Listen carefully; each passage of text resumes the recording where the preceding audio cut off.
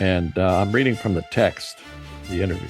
She said, I said to him severely, how did you get in here? Go away. But he continued to walk impatiently around the bedroom, as if he hadn't heard. So I asked him again, what are you doing?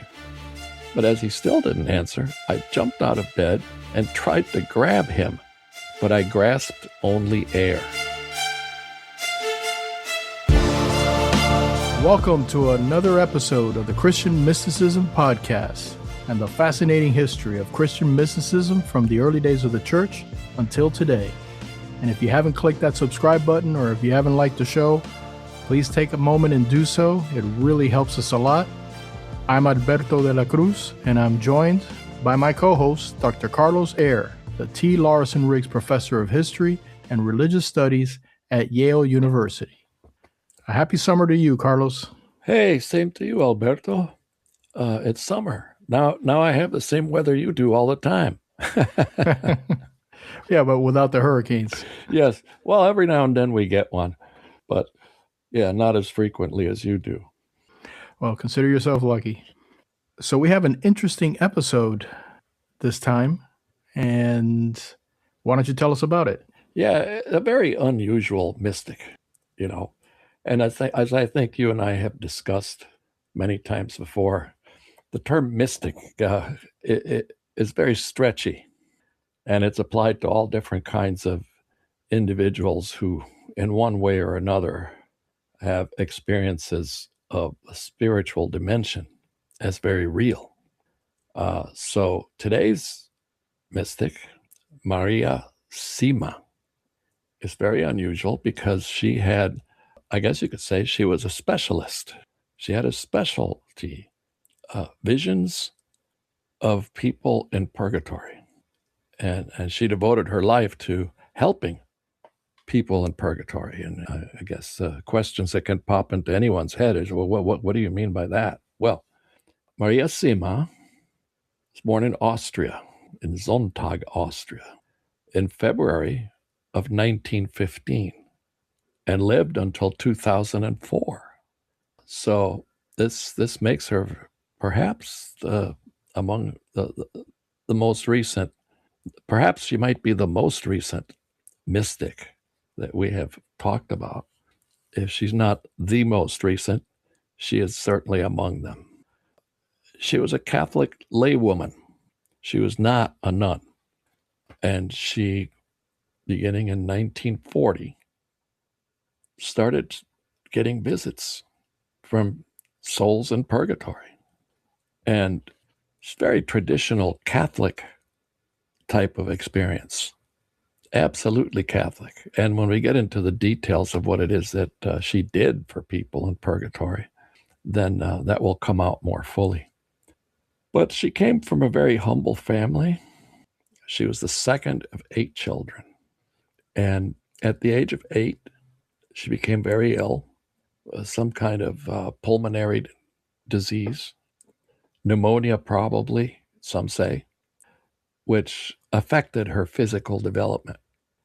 And starting at the age of 17, she was already very, very pious and very devoted to prayer.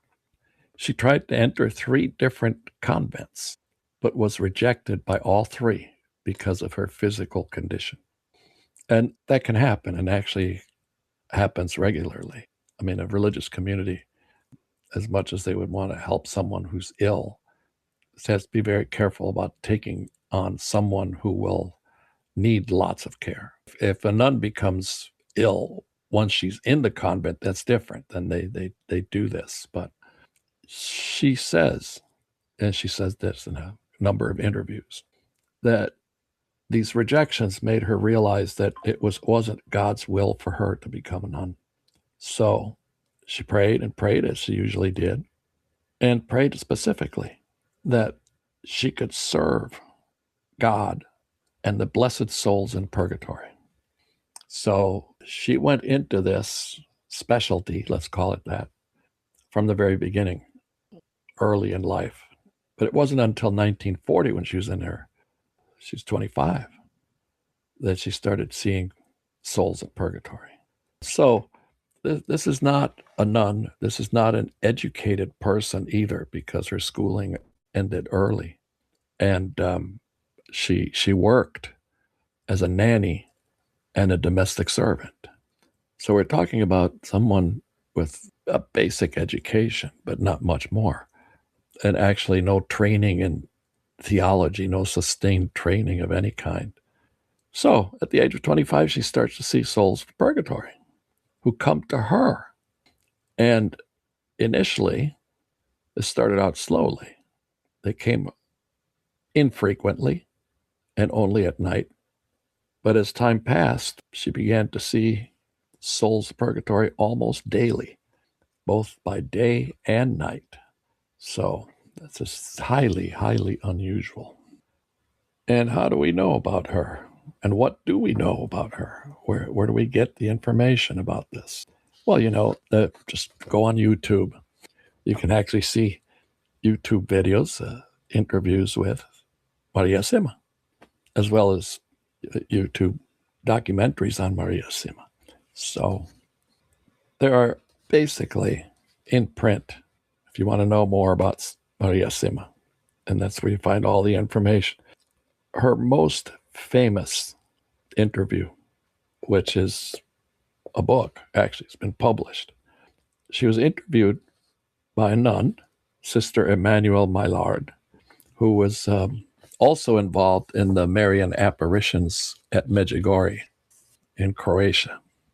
And this interview was published with the title, The Amazing Secret of the Souls in Purgatory.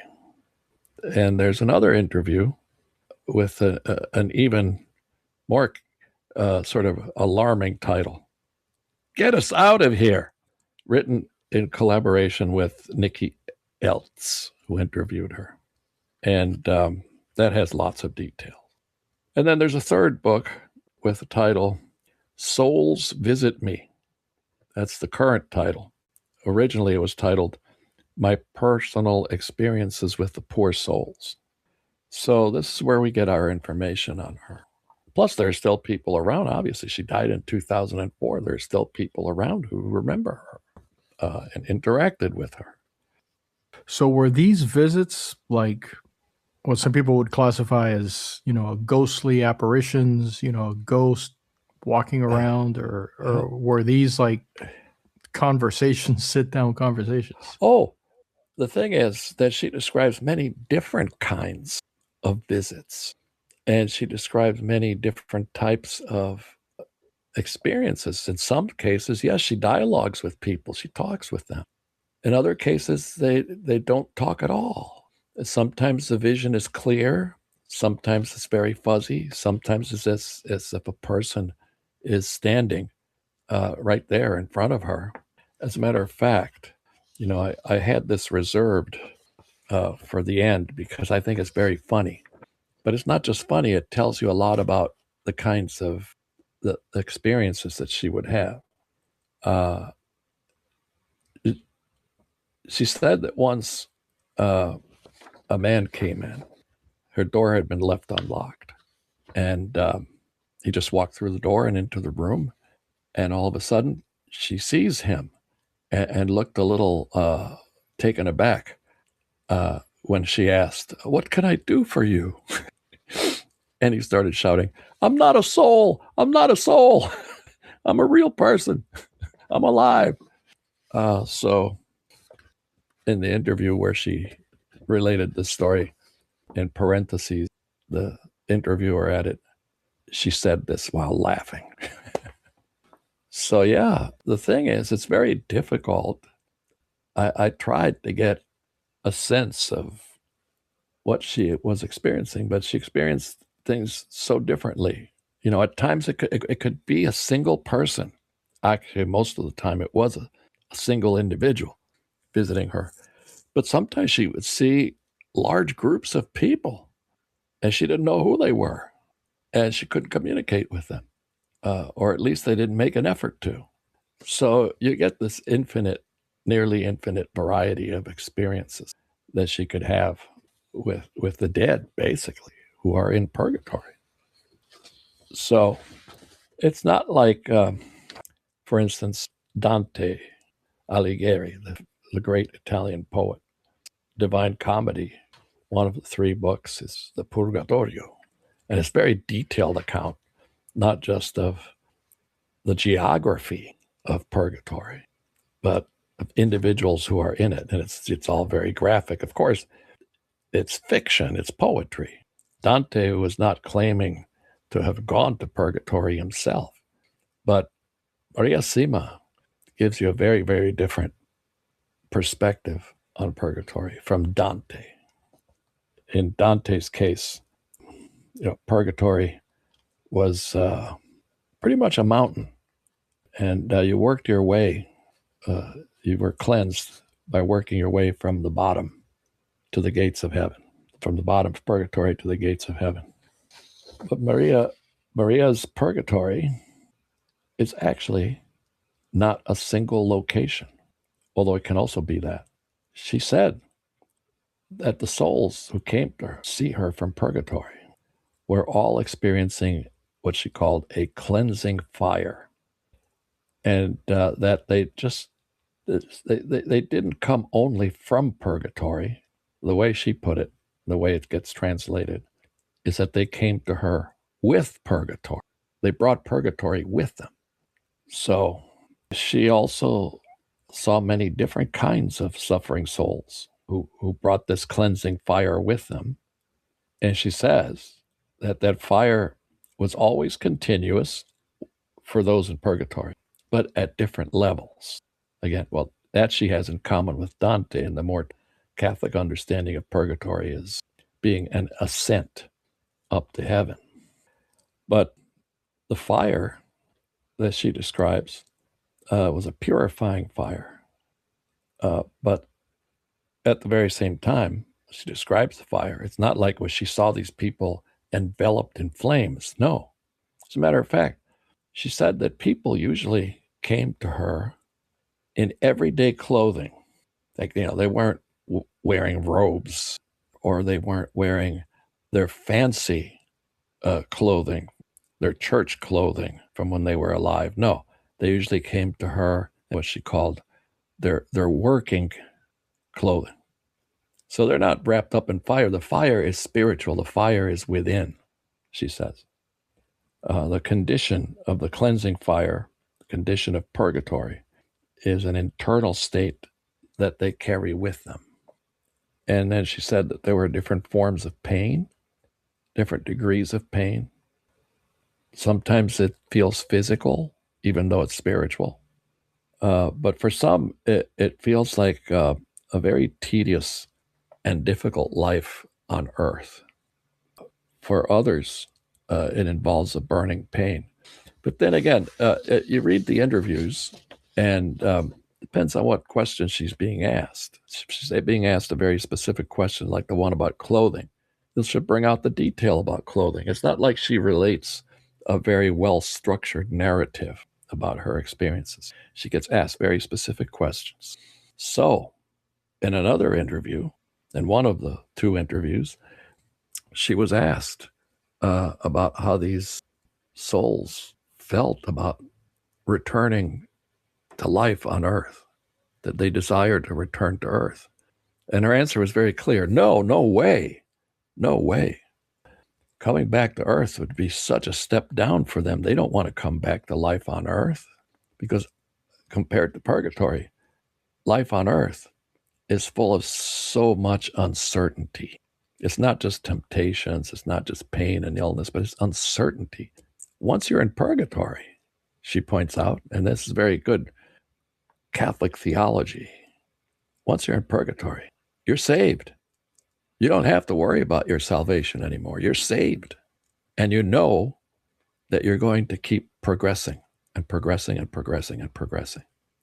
So returning to this life, the embodied life, would be a real come down. And she also says that this is a kind of suffering that these souls are very willing and eager to undergo. So there's a paradox here, right? And I use that word with, a level of precision. It's not a contradiction. It's a paradox. These souls know that they have to go through all this suffering and that it's good for them. But at the very same time, they want it to hurry up. They want it to take less time. They want to get to heaven faster. So yeah, there's I guess you could say, a dialectic between eagerness to get to heaven and also eagerness and willingness to be cleansed because you need to. And actually, reading about this subject in the interviews reminded me of Catherine of Genoa, and we had a podcast on Catherine of Genoa. Catherine of Genoa says in her Purgation and Purgatory book that no one in purgatory would want to see God before they're fully cleansed, because it would just be too horrifying to know that you are so still unworthy of being in God's presence. So she is not trained as a theologian, but Maria Simma understood Catholic theology on the subject of purgatory and the point that you're saved if you're there. Very clear. But also the point that it's real suffering. And people who are in purgatory, the souls in purgatory, seek help from humans to speed up the process of cleansing, whatever that means.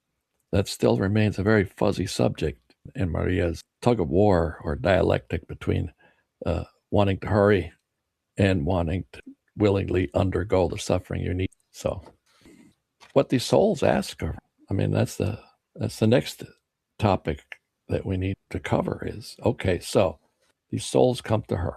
Why do they do this? Why do they come her? Well, she has, going back to where we began, very early in life, still probably in her late teens, she begs God to allow her to help the souls in purgatory.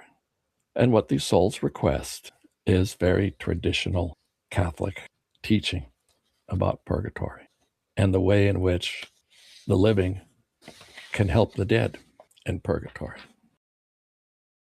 So, prayer, she could pray for them. They ask for prayers. They ask for masses to be said.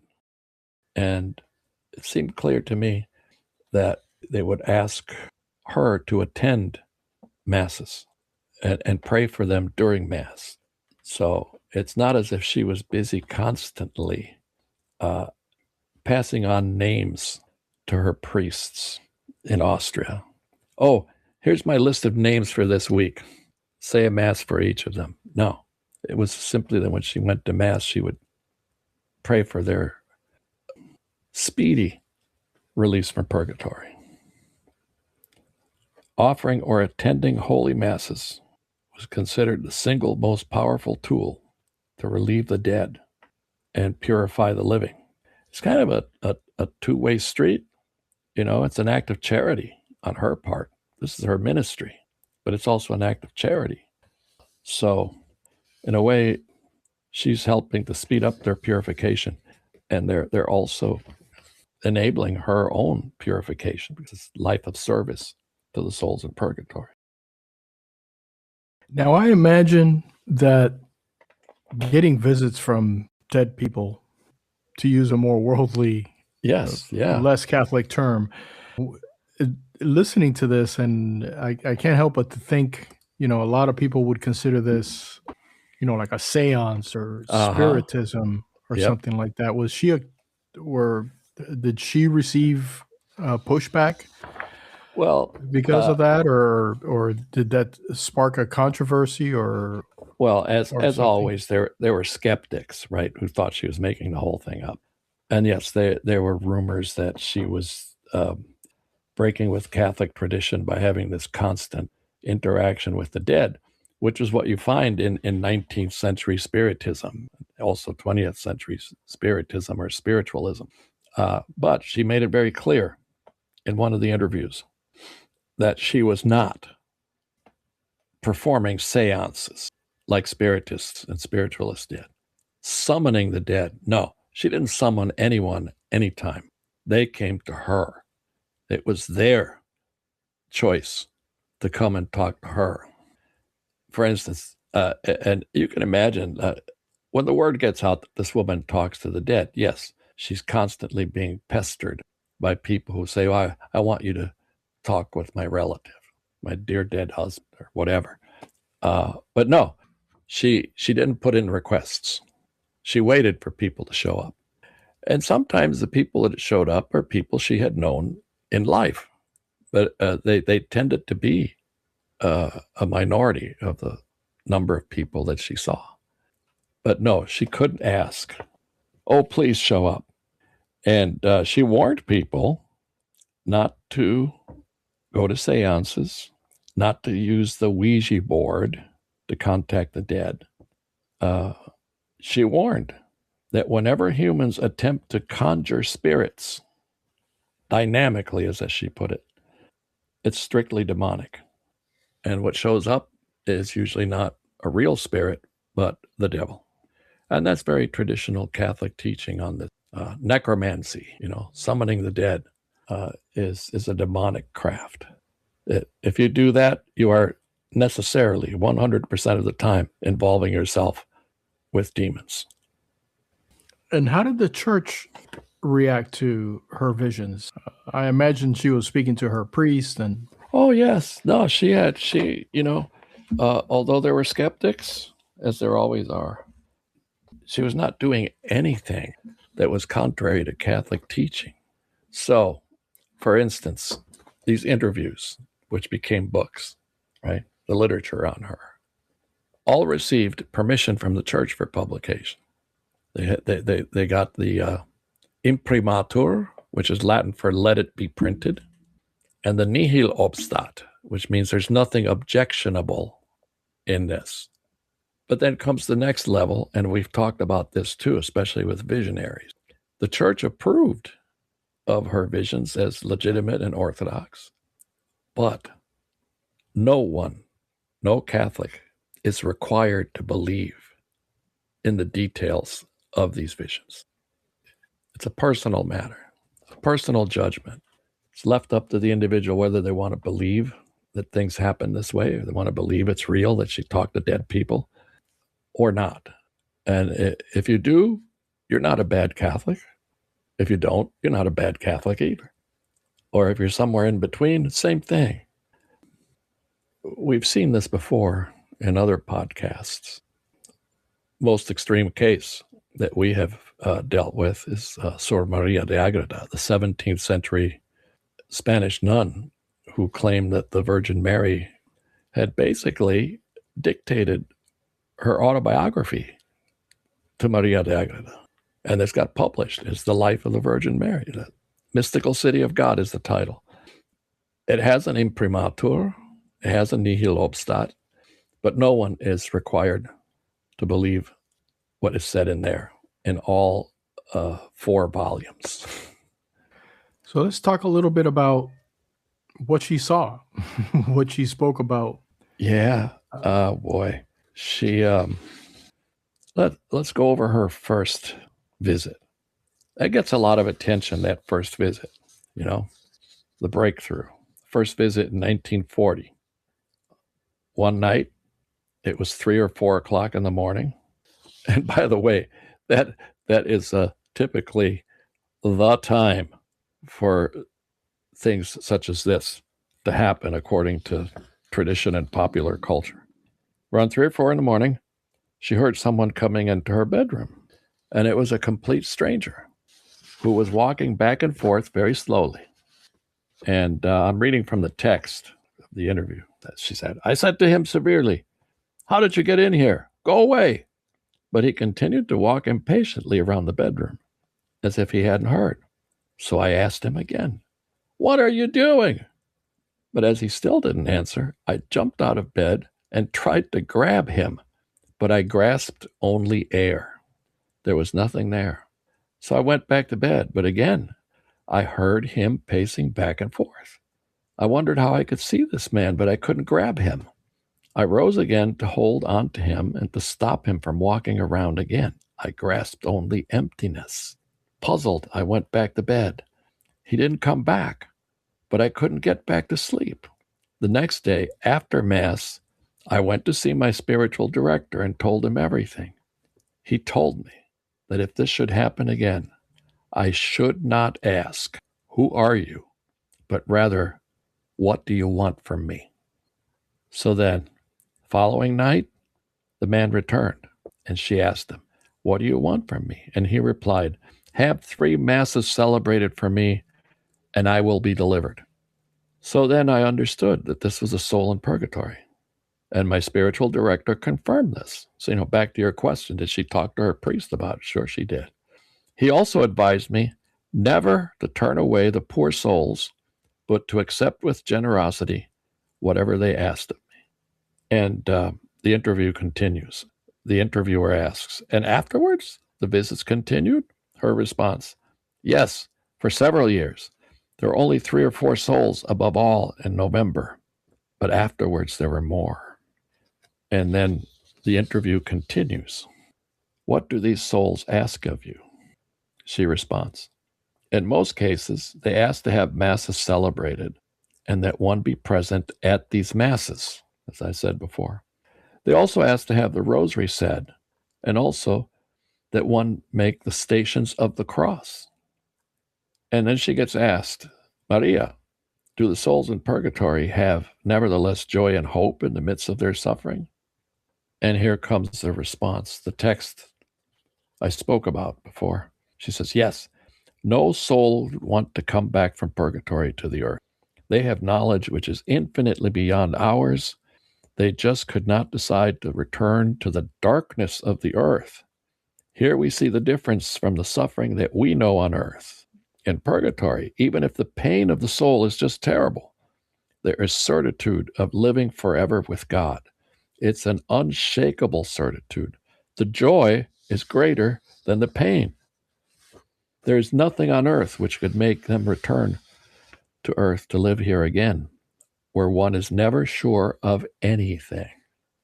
So they ask for very specific things: masses, rosaries, stations of the cross, prayers. So it's all very, very traditional in the sense that this is what the church has been teaching for centuries and centuries. It is a belief that separates Protestants from Catholics precisely because all the Protestant reformers rejected purgatory. It's not mentioned in the Bible. But if there's anything about this difference between Protestants and Catholics that needs to be emphasized at this point, is the interaction between the living and the dead that takes place in Maria's life is part and parcel of a much larger set of beliefs about how the living and the dead constantly relate.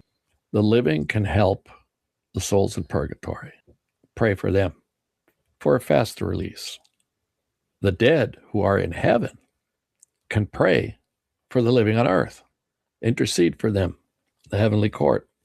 So in both cases, the heavenly court is being besieged. In the case of purgatory, it's being by humans like Maria. In the case of saints in heaven, they're praying directly to God for very specific things. In the case of purgatory, the specific things are always related to ritual. Have masses said, stations of the cross, rosary, this, that. But it's not, please pray that I go to the next level. No, the prayer is always the same thing. Speed it up. Speed up the release. Speed up the cleansing. But, this brings us to a subject which for years and years and years, I have tried to get the graduate students that came through here, I tried to get someone to take this on as a project because it's a subject that needs much work, which is how time in purgatory was calculated. What is this time in purgatory? Time in purgatory is obviously different from time on earth. And all the theologians understood this and agreed, yes, this is a different level of time that we're talking about. And that's one subject that needs a lot more work. And another subject that needs much more work is precisely this tension between the acceptance that souls in purgatory have of their suffering and their deep desire to speed it up, and get out. So there's something funny going on with time in purgatory. And by funny, I mean something odd. It's not earthly time. And in this, you do find a little bit of a difference of opinion in Catherine of Genoa when she says that no soul would want to see God before the time, before they're ready. Maria says the same thing. But in the case of Catherine of Genoa, she doesn't place as much an emphasis on the speeding up of the process. But yes, what you have here is I remember when very precise calculations of years of indulgence would be given to certain prayers. Very precise, you know. The Catholic Church doesn't do that anymore. This is the pre-Vatican II Catholic Church. But yes, there's this notion that purgatory is just a very different dimension. And in fact, that the suffering can be lessened, but at the very same time that the suffering is being lessened and the cleansing is being speeded up, the cleansing is working. It just takes less time. In one way, I guess, you could say that, some current scientific thinking in physics and the physics of time is applicable here. And for any of our listeners who has seen the film Interstellar, they'll understand.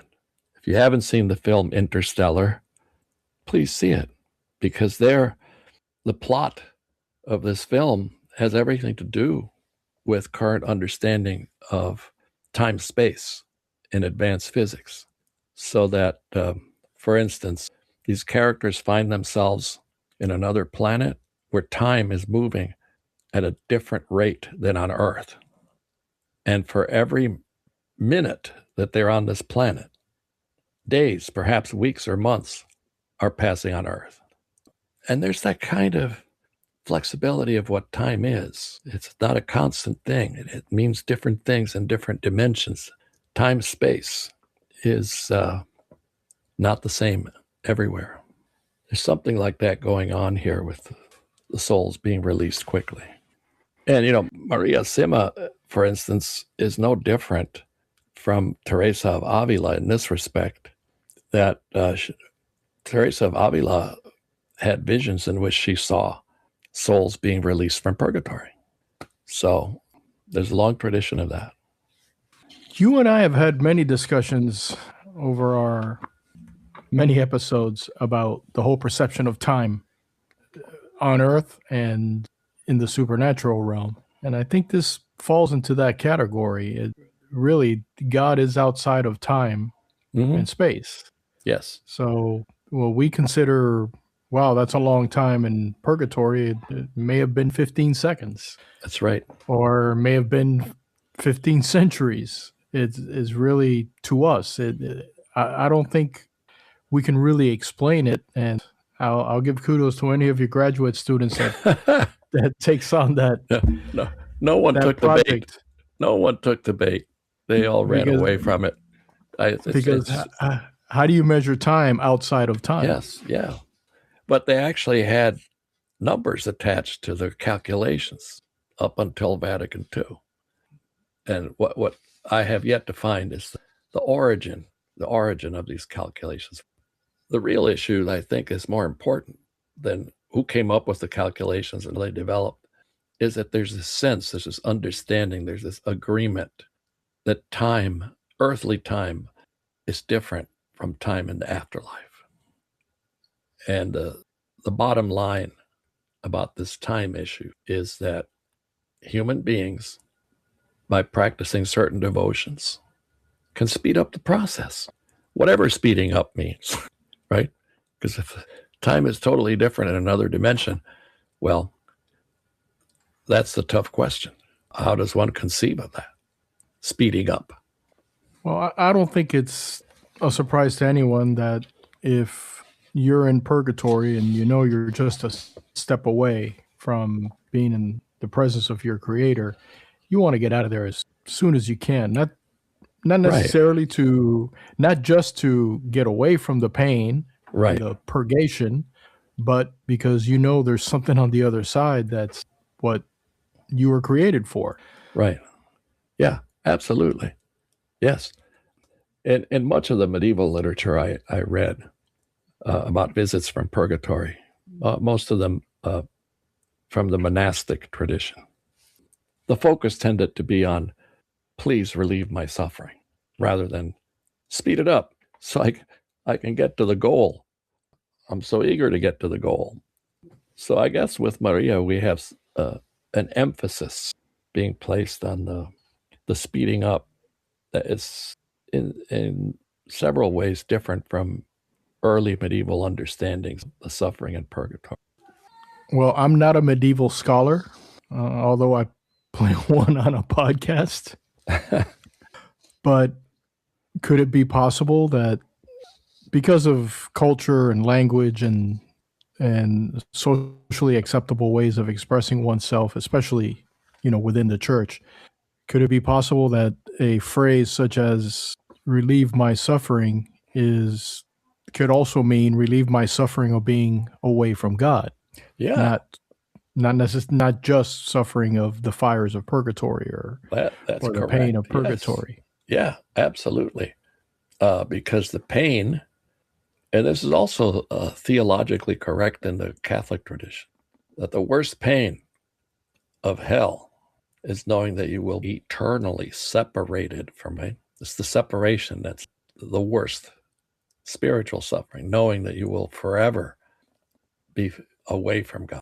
But the suffering in purgatory is, as she said, joyful. Yeah, it's paradoxical. You know where your goal will be reached. So with the many souls that she met that came to visit her from purgatory, any of them known? Were they famous people or people that, at least from that time, maybe not now, but at that time would be recognizable to the public? Yes. And there's one that's particularly weird, I think. Weird in the sense that I would not expect this. She was asked, without counting those that you knew personally in life, have souls come to you whom you recognized as famous people? And she said, yes, there are famous people who have been released of their relatives who came to me for help. For example, Marshal Hermann Göring, an infamous Nazi, came to me because his family had come to see me for help. And he's in heaven now. God did not stop loving him and still loves him. We must never judge. Hermann Göring, for heaven's sakes. But, I got to ask, I think I've said this to you before, that one of my mother's friends in Chicago once asked me, oh, you study religion. Tell me, is it possible for Fidel Castro to go to heaven? And I said, technically speaking, yes, if he fully repented right before he died. Well, that's the promise that Christianity has always offered, is forgiveness, even for the most horrible crimes. And of course, you're going to have to pay for it. You're going to have to be cleansed for a long time. But my mom's friend responded, well, if that's the case, then I don't want to go to heaven, which is understandable. But then she also says, Maria, I've been visited by other famous people too. Once a man came, and although I couldn't know, I knew immediately that he was someone important because of the way he moved and because of his clothing. There we go, back into clothing. When I asked what he needed from me, he told me and then added, I am Pope Paul. Pope Paul. At first I hesitated, she says, thinking it might be a hellish hoax. No, you're not, I said. I met Pope Paul, and you're not him. And the apparition said, I am Pope Paul the Fourth, not Pope Paul the Sixth. And she continues, this Pope, Paul the Fourth, had been in purgatory since the mid-16th century, because during his pontificate, he could have done much more than he did. It seems to me that he had also ordered the Jews of Rome to be grouped in ghettos, which was certainly not in God's plan. In this case, of course, it wasn't his descendants who came to ask about him, and she laughed.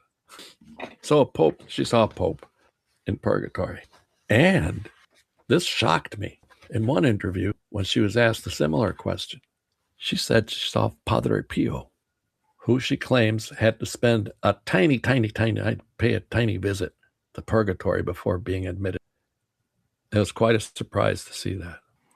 Yeah, that doesn't make sense to us, but again, yeah, we are talking about something that we have really no idea what it's like or how God works in that sense. I mean, we have the basic plan of salvation passed on in Scripture and through the apostles, and obviously directed by Jesus Christ. But it's really hard to tell. You go back to the thief that was crucified next to Christ. One didn't go to heaven, and the other one did. Who knows what life he led? But as we get to the end of our episode, I wanted to ask did she ever give any descriptions of purgatory? Oh, they're not at all like Dante or traditional descriptions, because as she said, the souls come to her, they bring purgatory with them, right? So it's not a single location, and the cleansing fire is experienced in various situations and places. So she also said, of course, and I mentioned this previously, that there are different degrees of suffering, depending on how much cleansing you still need. And she said that those who are at the lowest level of purgatory, that would be the farthest from the exit door to heaven, God sometimes allows demons to torture them. So there's a hierarchy in purgatory. In that respect, yes, there's a hierarchy, but there's no topographical or geographical description of the place. But this is typical of just about everything I have read about the afterlife. Descriptions fail. I spent some time reading sermons that described hell from the late Middle Ages, 16th, 17th century. And you could have very, very conflicting visions of what hell was like. For instance, Teresa of Avila, she has a vision of hell that is very, very, very personalized and individual. What she experienced was a niche in the wall in a horrible, stinking, brutally hot place where she was crammed into this niche, and she knew she would be there forever. Other descriptions in sermons, hell is a vast, open place where there's fire and you hear scream people being tortured by demons. It's a huge place. Another sermon I read, hell is a very narrow place, and you get no personal space. The description, I still remember it word for word. Bodies in hell, or the souls in hell, because there is an entity that you are still, even in hell, are like grapes in a wine press. And we can cover this in some other podcast, perhaps, near-death experiences, because I've been reading quite a few of those for the past 2 years. People who claim that they've, died and came back to life. We actually did an episode on that. Yeah, I know, but there's the deal. What do people describe? And the descriptions, in my mind anyway, they always kind of fail in one way, whether it's a description of people who say they went to hell or people who went to heaven. What I've noticed on these near-death experiences, and I've seen read a few and seen videos, people narrating their near-death. I mean, there's some commonality between them. In visions of heaven, everything is wonderful. Feel love, feel light, feel warmth, and hell, everything is horrible. But just the outside of that common thread in either direction, it's the descriptions vary so drastically. Yes, yes. Which I have some people who study this subject, experts on this subject, who theologize what these narratives have to say. Their take on it is that, well, there are different heavens and different hells. There's a variety of heavens and hell. But so that's what I find kind of disappointing in most of these near-death experience narratives. Well, I guess you can say you either get sent to Miami, sunny Miami, Florida, or you get sent to Detroit in January. Or Miami in August. Yeah, Miami in August, that's your hell, or Detroit in January, that's Yes. your hell. Yeah. Oh, yes. You know, I knew when I was living in Minnesota that the lowest circle of hell, Dante's Inferno, frozen solid. And I remember walking out of my house when it was 30 below zero. That was the thermometer temperature. And there was a stiff wind blowing. So I don't even know what the wind chill was. But I understood that image of the lowest circle of hell being frozen solid. Ice can burn. Oh, absolutely. Just like fire can. Yes. Yeah. No. And 30 degrees below zero. It's pretty bad. Pretty bad. Unless you have the right clothing. 30 below zero, you can die very quickly if you're not covered properly. Anyway, yeah. This was Maria Simma. A very different mystic, at least from the ones we've covered. A layperson and a very, very specific visions. But I know, we have a lot of Catholic listeners, but we also have listeners that are not Catholic, and the whole purgatory thing may be a little difficult for them to grasp. But I hope our listeners who are not Catholic have enjoyed it, because I think her story gives a good example of mystical experiences, because that's really what this show is all about, talking about mystical experiences. So I hope they enjoyed it as much as our Catholic listeners enjoyed it as well. And who do we have for the next episode? Well, Pope Leo XIV has now been in office for over a year. But early on, he was asked, I think he was on an airplane, and somebody asked him, what kind of devotional text would you recommend? And he said, Brother Lawrence. And the Catholic world jumped.